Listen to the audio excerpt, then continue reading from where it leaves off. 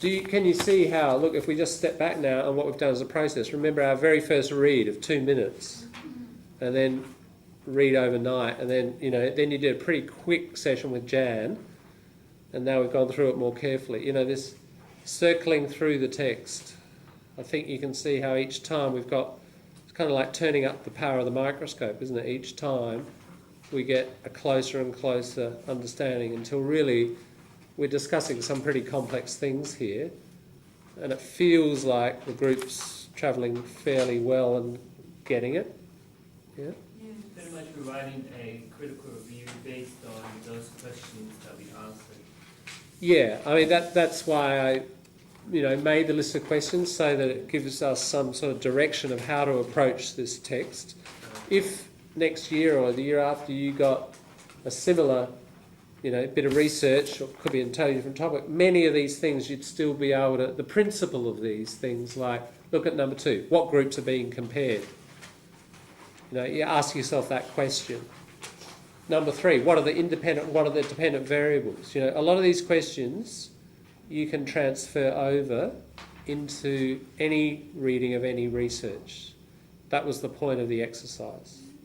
I mean, I hope by now you're getting the idea. I'm trying to, at least, for most of the stuff we do in here, create transferable strategies. Yeah?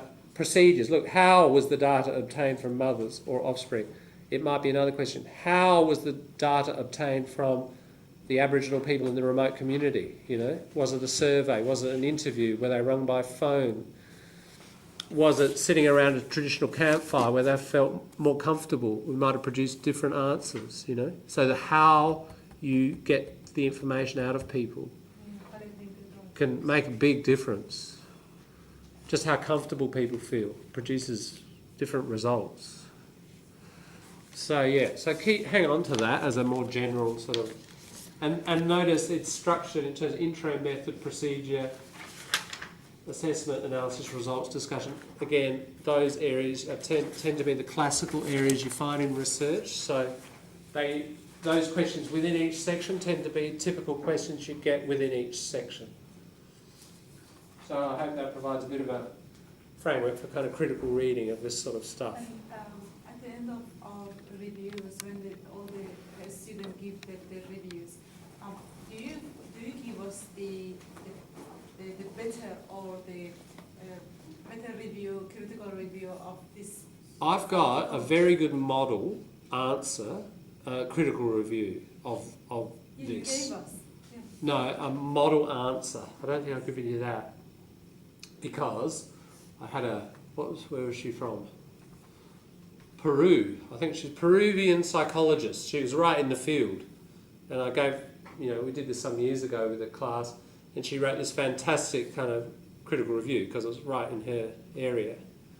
And I will, at some stage, I'll give you that to have a look at, just to see, how like what a good answer looks like. Yeah. What is the view actually? The critical week 6. I think, yeah. What? Week 6. What week are So we're week 3 now. Okay, Yeah. So we've got 3 weeks. got so much stuff due week 6 and week 7. We do. Yes. Now for me, because I got the presentation same day as the essay. Uh-huh. Yeah, so I got the critical review, and then the next week I have to hand in the essay and presentation. Right. That's right. Oh, Worry. Yes, yeah. it's a worry. And the other essay. Yeah. Some of you might be That planning. one's this week, the other one. We're going to go through that after the break. Yeah, we'll keep going with critical review today and look at the model essay as an answer. Yes, week 6 or 7 is pretty bad. Some of you might consider doing some reverse migration maybe in week 6 or 7. Yeah, going to your next country. Yeah, if you're going to decide, do it in week 6 or 7. Good idea.